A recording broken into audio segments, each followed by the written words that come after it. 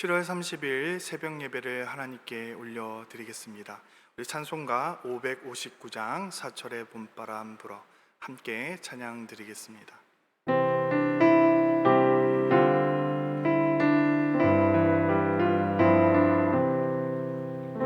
사철의 봄바람 불어 있고 하나님 아버지 모셨으니 믿음의 반석도 든든하다. 우리 집 즐거운 동산이라. 고마워라 임마누엘, 예수만 섬기는 우리 집. 고마워라 임마누엘, 복되고 즐거운 하루하루.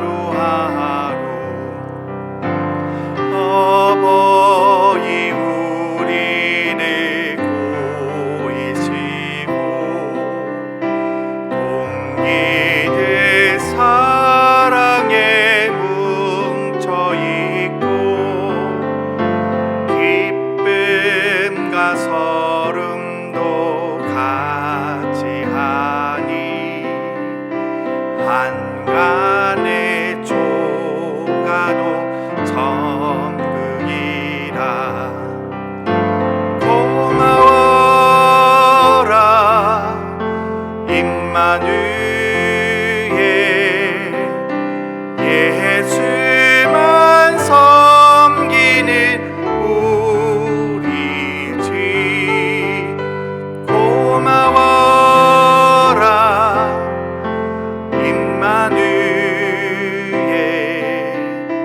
복되고 즐거운 하루하루.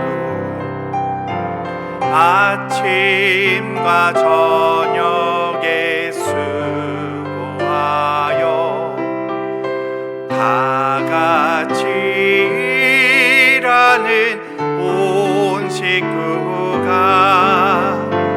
한 상에 둘러서 먹고 마셔.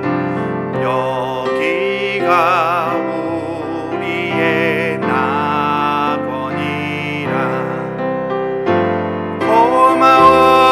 고마워라 임마누엘, 예수만 섬기는 우리 집. 고마워라 임마누엘, 복되고 즐거운 하루하루. 아멘. 하나님, 오늘 저에게 주신 말씀은 로마서 4장 9절에서 17절까지 말씀입니다. 우리 함께 한 목소리로 읽도록 하겠습니다.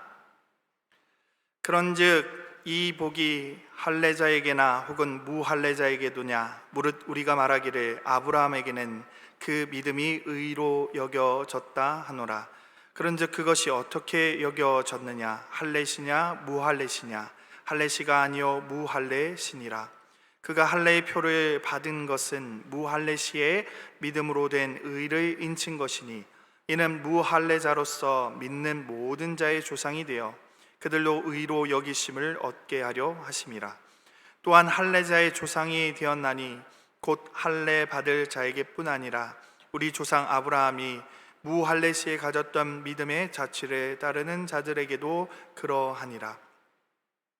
아브라함이나 그 후손에게 세상의 상속자가 되리라고 하신 언약은 율법으로 말미암은 것이 아니요 오직 믿음의 의로 말미암은 것이니라. 만일 율법에 속한 자들이 상속자이면 믿음은 헛된 것이 되고 약속은 파기되었느니라. 율법은 진노를 이루게 하나니 율법이 없는 곳에는 범법도 없느니라. 그러므로 상속자가 되는 그것이 은혜에 속하기 위하여 믿음으로 되나니 이는 그 약속을 그 모든 후손에게 굳게 하려 하심이라. 율법에 속한 자에게뿐 아니라 아브라함이 믿음에 속한 자에게도 그러하니 아브라함은 우리 모든 사람의 조상이라. 기록된 바 내가 너를 많은 민족의 조상으로 세웠다 하심과 같으니 그가 믿은 바 하나님은 죽은 자를 살리시며 없는 것을 있는 것으로 부르시는 이시니라. 아멘. 우리 로마서 4장은 아브라함의 내러티브, 바로 이 아브라함의 이야기를 사용해서 복음을 증거하고 있습니다. 그런데 오늘 말씀의 가장 중요한 어떤 키포인트라면 가족이라는 것이라고 볼 수도 있습니다. 우리는 흔히 가족을 혈연으로 맺어진 어떤 공동체, 관계라고 그런 집단을 이야기합니다. 쉽게 말해 피가 섞인 사람들이 모여 있는 곳이라는 것이지요. 하지만 오늘 그리스도 안에 있는 사람들을 성경은 바로 가족이라고 이야기하고 있습니다. 피가 아니라 믿음으로 이루어진 집단이 가족이라는 것입니다. 유대인에게 있어서 아브라함은 절대적인 위치를 차지하고 있었습니다. 유대인들은 아브라함이 자신들의 조상이라는 그 사실을 굉장히 중요하게 여겼을 뿐만 아니라 큰 자긍심을 가지고 있었습니다. 그리고 그의 후손이라는 이유 하나로 그들은 구원함을 확신하고 있었습니다. 그런 큰 영향력을 바로 아브라함에게서 우리는 찾아볼 수 있습니다. 그런 아브라함에서 아브라함으로 만든 사건이 창세기 17장에 나와 있습니다. 바로 언약을 맺는 그러한 사건이죠. 이때 하나님은 여러 민족의 아버지가 될 것임을 선언하고 그 선언과 함께 아브라함의 이름을 아브람에서 아브라함으로 바꿉니다. 또한 그 언약의 표징으로 할례를 받게 합니다. 모든 이스라엘 백성들, 아브라함의 후손들은 할례를 받아야 함을 성경은 기록하고 있습니다. 바로 하나님이 주신 그 언약을 상징적으로 보여주는 것이 바로 할례라는 것입니다. 창세기 17장에 나오는 언약은 무엇입니까? 8절을 보면 가나안 땅을 주어 그 기업을 잇게 하고 그들의 하나님이 되게 하는 것, 바로 그것을 하나님께서 약속하셨습니다. 할례는 가나안으로 인도하시는 그 하나님의 약속이며 또한 그들의 영원한 하나님이 될 것이라는 약속의 표징이었습니다. 쉽게 말해서 구원의 약속인 것 같습니다. 그래서 유대인들은 이 할례를 무엇보다 중요하게 그렇게 생각했던 것입니다. 그런데 오늘 바울은 9절에서 죄 사함의 복, 즉 구원에 이르는 의의 길은 할례냐 무할례가 아니라라고 말씀하고 있습니다. 아브라함이 의롭다 인정을 받은 것은 17장의 할례 사건이 아니라는 것입니다. 17장을 잘 살펴보면 정말 어디에도 아브라함이 죄의 용서함을 받는 그러한 모습이 보여지지 않고 있습니다. 의롭다 여겨지는 것 또한 17장에 나와 있지 않습니다. 구원에 관한 이야기도 어디에도 나와 있지 않습니다. 오히려 이 할례 이야기 앞선 15장, 바로 아브라함을 처음 하나님께서 만나시고 의롭다 여기시는 그러한 장면이 바로 15장에 나와 있음을 보게 됩니다. 창세기 15장을 보면 이렇게 말씀하십니다. 아브라함이 여호와를 믿으니 여호와께서 이를 그의 의로 여기시고. 그렇습니다. 하나님이 아브라함의 의라고 여기신 것은 다른 것이 아니라 그의 믿음이었습니다. 믿음을 보고 그를 의롭다 여기셨다는 것입니다. 어떤 행위가 아니었다는 것입니다. 아브라함이 당대의 의인의 모습을 가지고 있었기 때문이 아니라는 것입니다. 아브라함이 할례를 받았기 때문에 그를 의롭다 여긴 것도 아니었다는 것입니다. 바로 이 할례 사건 이전에 하나님은 그의 믿음을 통해서 의롭다 여기셨다는 사실을 우리가 보게 되는 것입니다. 의롭게 여겨지는 것은 어떤 외적인 표징이나 행위가 아니라 오직 믿음으로 된다는 것을 하나님은 구약의 말씀을 통해서 우리에게 보여주고 있습니다. 그것을 바울은 오늘 말씀에서 우리에게 또다시 한번 이야기하고 있는 것입니다. 오늘 본문 10절을 한번 보시기 바랍니다. 그런즉 그것이 어떻게 여겨졌느냐? 할례시냐 무할례시냐? 할례시가 아니요 무할례시니라. 무슨 말입니까? 할례를 받기 이전에 그는 믿음으로 의롭게 여겨졌다는 것입니다. 창세기 17장의 말씀이 아니라 창세기 15장에 나오는 이야기를 이야기하고 있는 것입니다.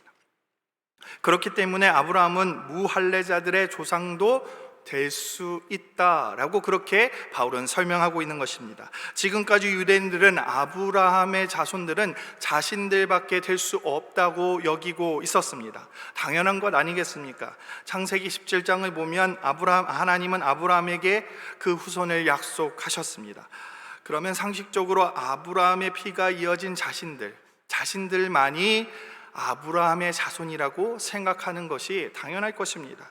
하지만 하나님의 원대한 꿈은 거기에 있지 않습니다. 아브라함을 단순히 어떤 아브라함 자신의 피에 구속되어 있게 만들지 않으십니다. 아브라함의 피를 이어받은 할례 받은 자가 아니라 예수 그리스도를 믿어 예수 그리스도의 피가 흐르는 바로 모든 그리스도인들, 믿음을 가진 모든 그리스도인들이 아브라함의 후손이 되게 하는 것이 하나님의 원대한 꿈이었다는 사실입니다. 다시 말씀드리지만 아브라함의 피가 아닌 예수 그리스도의 피로 이루어진 것이 온전한 가족이라는 것입니다. 할례가 아닌 믿음이 바로 아브라함의 가계에 들어가는 조건이라는 것입니다. 그래서 창세기 17장을 보면 하나님이 약속하신 것은 한 민족이 아닙니다. 민족들입니다. 어떤 특정한 한 민족을 이야기하신 것이 아니라 아브라함을 통해서 여러 민족들을 이루게 하겠다고 창세기 17장 5절을 보면 그렇게 기록하고 있습니다. 내가 너를 여러 민족의 아버지가 되게 함이니라. 그래서 하나님이 그의 이름을 아브라함에서 아브라함으로 바꾸신 것입니다. 만약 할례를 받은 아브라함의 핏줄만을 당신의 자녀로 삼을 계획을 가지고 있었다면 하나님은 아브라함을 아브라함으로 바꿀 필요가 없었습니다. 하지만 하나님은 아브라함의 피가 아닌 예수 그리스도의 보혈의 피를 이어받은 모든 이들이 하나님의 자녀가 되게 하시기를 원하셨던 것입니다. 그래서 그의 이름을 바꾼 것입니다. 한 민족의 아버지가 아니라 모든 민족, 예수 그리스도의 피를 이어받은 믿음의 민족이 되게 하신 것입니다. 오늘 말씀에서 바울은 상속자가 될 수 있는 언약은 율법이 아니라 오직 믿음의 의로 말미암은 것이라고 못 받고 있습니다. 그렇습니다. 율법이 아닌 믿음으로 우리는 하나님의 자녀가 된 것입니다. 그러므로 우리는 아브라함의 자손입니다. 율법으로 말미암았다면 우리는 그렇게 될 수 없을 것입니다. 하지만 믿음으로 말미암아 우리는 아브라함의 자손, 즉 하나님의 자녀가 되었다는 사실입니다. 우리 모두는 한 가족이라는 것이죠. 하나님이 말하는 가족의 정의는, 성경이 말하는 가족의 정의는 믿음이 있느냐 없느냐인 것입니다. 같은 핏줄을 가지고 있느냐 없느냐가 아니라 믿음을 가지고 있느냐 없느냐입니다. 당연히 여러분, 피를 나눈 가족이 아니라는 것이 아닙니다. 교회 다니지 않는 가족이 아니라는 것이 아닙니다. 그런 것이 아니라 믿음으로 말미암아 이루어진 가족을 성경이 이야기하고 있다는 것입니다. 영적인 가족을 이야기하고 있는 것입니다. 이번 주 우리는 온라인 BBS를 진행하고 있습니다. 오늘이 마지막 날입니다. 만나교회 다음 세대들을 위한 여름 성경학교입니다. 작년 같으면 아마 교회가 떠들썩했을 것 같습니다. 아이들의 목소리로 이 온 예배당이 채워졌을 것입니다. 하지만 이번 BBS는 그럴 수 없는 상황이죠. 준비하기가 더 어려웠습니다. 직접 보면서 프로그램을 하는 것보다 훨씬 더 많은 고민들과 생각들을 가지고 또한 각자의 자리에서 열심히 했습니다. 짧은 시간 내내 핵심적인 것을 설명하는 것이 참 어려워 보이기도 합니다. 그리고 이런 의문도 있습니다. 과연 효과가 있을까? 사실 이런 생각 때문에 올해 BBS를 해야 할까 하지 말아야 할까 하는 그런 고민들도 있었습니다.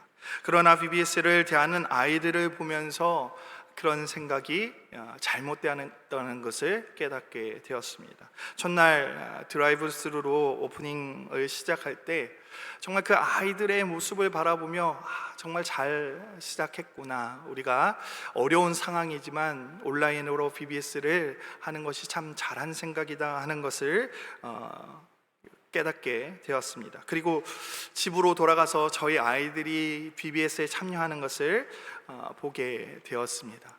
정말 진지하게 영상으로 참여하는 그 모습을 보며 지금 세대들은 이렇게 영상으로 참여하는 것이 어색하지 않구나, 저들과 참 잘 맞는다는 그런 생각도 한편으로 들었습니다. 앞서 이야기했던 것과 같이 우리는 가족입니다. 믿음의 가족이죠. 아마 내 자녀, 내 손주들이 하는 행사였다면 우리는 정말 발벗고 나서서 응원해주고 기도해 주올 것입니다. 마찬가지입니다. 이 BBS를 위해서 여러분 정말 마음을 다해서 기도하시고 응원해 주셔야 합니다. 비록 우리가 할 수 있는 것은 함께 도와줄 수도 없습니다. 이곳에 나와서 참여할 수도 없습니다. 그러나 기도해 주실 수 있습니다. 피로 엮여진 것은 아니지만 믿음으로 엮여진 우리의 자녀들을 위해서 여러분 기도하셔야 합니다. 이번 BBS뿐만 아니라 정말 다음 세대들을 위해서 여러분 기도하셔야 됩니다. 유치부에서부터 우리 청년부에 이르기까지 여러분들의 기도의 손길이 필요하지 않은 곳이 한 곳도 없습니다. 정말 저들의 상황과 여건이 너무나 어렵습니다. 하지만 여러분들의 기도가 있을 때 그들의 믿음은 더욱더 성숙해 갈 것입니다. 그런데 여러분, 이 믿음은 믿음으로 고백하는, 그리고 마음으로 고백하는 믿음만을 이야기하는 것은 아닙니다. 이것이 가족의 조건이 아니라는 것이죠. 예수님은 입으로 시인하고 마음에 더해서 이러한 믿음보다 더 진보된 믿음을 원하십니다. 바로 행하는 믿음이죠. 마태복음 12장을 가면 예수님이 가족이 찾아오는 장면이 있습니다.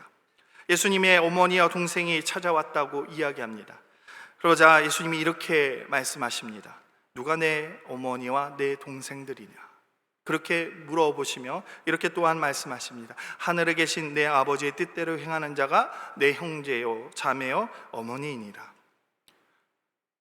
예수님이 원하셨던 것은 입으로 신하는 믿음의 그 가정보다 더 진보된 믿음, 바로 행함의 믿음까지를 이야기하신 것입니다.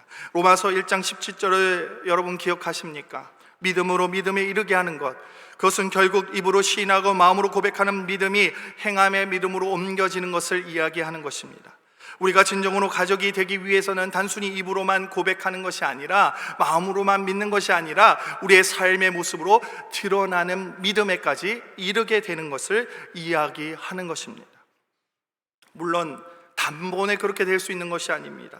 그렇게 우리는 이 과정을 성화라고 부르는 것입니다. 한 걸음 한 걸음 입으로 시인하는 믿음에서 행동하는 믿음으로 이르게 되는 것을 위해 나아가는 과정입니다.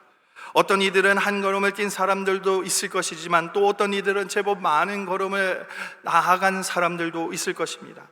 많은 걸음을 나아간 사람들은 그러한 믿음의 경주를 하고 있는 이들의 입장에서 이제 막 믿음의 경주를 시작한 이들의 믿음은 연약해 보일 수도 있을 것입니다. 하지만 우리는 믿음으로 이루어진 가정입니다. 그러기에 우리는 은혜를 잃어버려서는 안 됩니다. 내가 더 큰 믿음이 있어서 하나님의 자녀가 된 것이 아니라는 사실을 우리는 반드시 기억해야 합니다. 예수 그리스도의 핏값으로 우리는 자녀가 되었습니다. 곧 은혜로 되어진 것입니다. 우리의 믿음을 보시고 의롭다 여기셨지만 결국은 우리의 공로가 아닌 예수 그리스도의 피의 공로요 은혜의 값입니다. 그러기에 우리는 서로의 부족한 부분을 은혜로 더해야 하는 것입니다. 믿음의 부족한 부분들을 은혜로 감싸 안아야 하는 것입니다. 즉 은혜를 기억하며 우리 안에 은혜가 넘치게 만드는 것, 그것이 바로 기독교인의 가정의 개념인 것입니다. 우리가 한 가족이라고 이야기하는 것은 믿음으로 되어지지만 우리는 그 남은 부분들의 은혜로 채워가야 한다는 사실을 여러분 기억해야 합니다. 그것이 바로 믿음의 공동체입니다. 믿음의 공동체는 은혜로 서로를 감싸며 나아가는 것입니다. 코로나 시대에 우리는 더 믿음의 이 공동체를 공고히 해야 합니다. 가족이 보지 못한다고 사랑을 잃어버립니까? 그렇지 않습니다. 부모가 자녀와 떨어져 있다고 사랑하지 않게 됩니까? 그렇지 않습니다. 우리는 지금 볼 수 없지만 더 애끓는 사랑으로 서로를 위해서 중보해야 하는 그러한 시대에 살고 있습니다. 바로 믿음의 형제들을 위해서, 믿음의 자매들을 위해서 우리는 더욱더 기도해야 합니다. 믿음의 자녀들을 위해서, 부모님들을 위해서 우리는 더욱더 기도해야 하는 것입니다. 앞서서 자녀들을 제가 강조하였지만 우리 믿음의 부모님들을 위해서 우리는 또한 기도해야 하는 그러한 시대를 살고 있습니다. 만나지 못하니 우리는 더욱더 간절히 기도해야 하는 그러한 시대에 우리가 살고 있는 것입니다. 여러분, 가족이라는 것은 표현하지 않아도 서로의 마음을 알 수 있습니다. 그런 것입니다. 우리가 기도할 때 서로는 서로에게 그 마음을 바라볼 수 있게 되는 것입니다. 여러분이 표현하지 않더라도 하나님께서 그 어려움 가운데, 우리의 이 상황 가운데 그들을 위로하시고 우리 형제 자매들과 함께 하실 것이라는 사실입니다. 혈과 육으로 맺어진 것이 아닌 믿음으로 그리고 은혜로 맺어진 가족들을 위해서 오늘 하루도 여러분 기도할 수 있는 그런 귀한 시간들이 되어지기를 간절히 소망합니다. 우리 함께 기도하며 나아가겠습니다. 할렐루야. 사랑이 많으신 하나님, 감사합니다. 하나님, 우리를 믿음 안에서 가족으로 만들어 주셨습니다. 서로를 위해서 기도하게 하옵소서. 특별히 우리 자녀들을 위해서, BBS 가운데 있는 우리의 다음 세대들, 믿음의 자녀들을 위해서 여러분 함께 우리가 기도할 수 있도록 주님 축복하여 주시옵소서.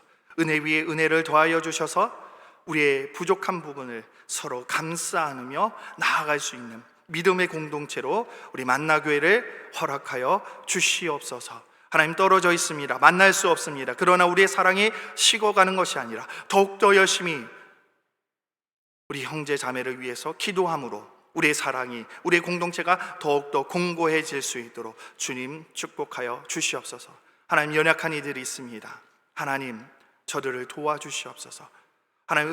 하나님의 은혜를 바라며 기도합니다. 하나님, 우리의 상황 가운데 하나님 함께하여 주시고 정말 우리 모든 만나의 공동체가 하나의 가족임을 깨달으며 나아갈 수 있도록 주여 도와주시옵소서.